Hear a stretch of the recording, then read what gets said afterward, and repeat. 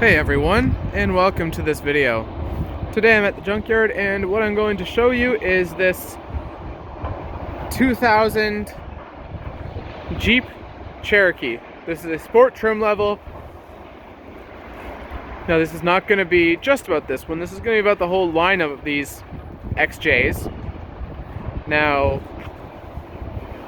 pretty sure it's an XJ. Anyway, so we'll start out under the hood. So the XJ was available pretty much with the 4-liter straight 6, not a V6.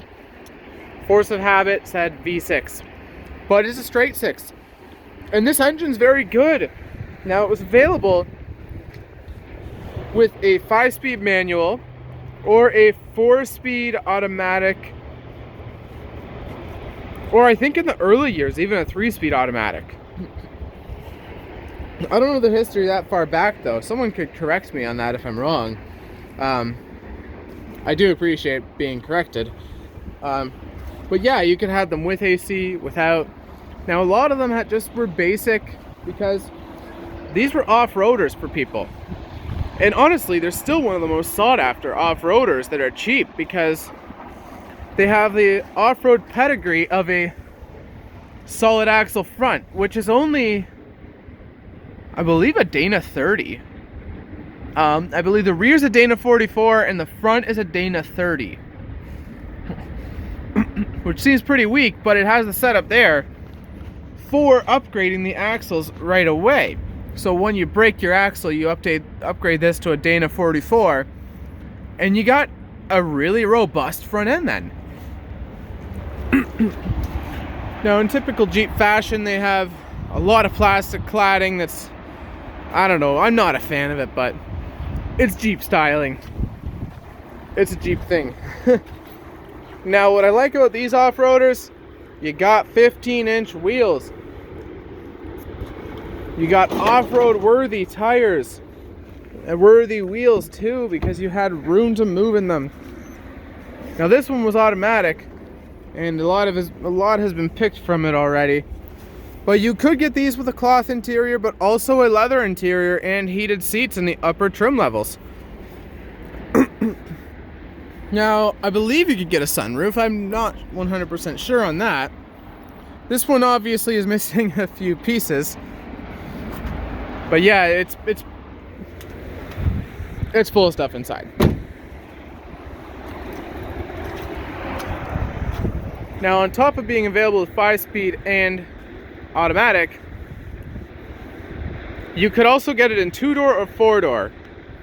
Now, the 2-door I think was a little shorter, and I actually think it looks really cool.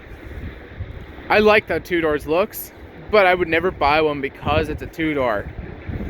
That hatch is in surprisingly decent condition though, and I would not be surprised if someone took the hatch to fix it for theirs. This Jeep has been off-roaded and abused though. I mean, this does suffer from Chrysler cheapening and a lot of rust. Typical Chrysler rust, but like, look at that. And these were unibody. These are one of the first unibody SUVs to come onto the market. So they weren't as capable, but they certainly were decent off-road because they weren't so bulky. And they don't make these anymore, but they ran from, I believe it was right around 88 all the way to 2001, and they seem to stick around for a long time. People still like them, they still buy them, and oh my gosh, you can still sell them for like $5,000 sometimes here. Now this one does have one nice upgrade for sure. These were generally just plastic like this. But these ones are body color painted. So that was nice that they were body color painted on this one. Unfortunately, they still rusted behind and they just fall off and you don't know where they went. This one obviously has the air conditioning cut out of it already, but And the hood's totally bent, but you know what? This is a classic Jeep. This is the Jeep everyone wants to off-road. The old boxes, the old SUVs that classic, but they work and they do real good. Now, what I would compare this to now, I don't know if there's anything comparable in the Jeep lineup. Probably the new Cherokee I would compare it to, but even then, that sort of became a mall crawler, whereas this was a true take me anywhere SUV. From the factory, it didn't sit very high, but with a lift and tires, this thing was unstoppable almost. This one looks like it was actually oil sprayed though, but it looks like it still rusted out. Just shows these things really need to be taken care of not to rust. I don't know why these rusted so bad, but they did, and now finding a good one is just a nightmare. But you still find them. Personally, I want a 5-speed one. They're bad on gas though, but you know what? They make up for it in all the fun they have. They're just so off-road worthy, and they don't have any of the babysitters or crawl control or anything, but they're still so sought after.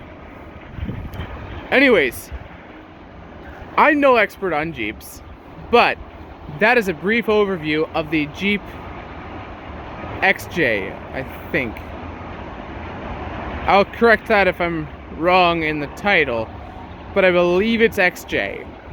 Anyways, thanks for watching. If you enjoyed this video, please hit that like button as well as subscribe for more. Have a great day, everyone.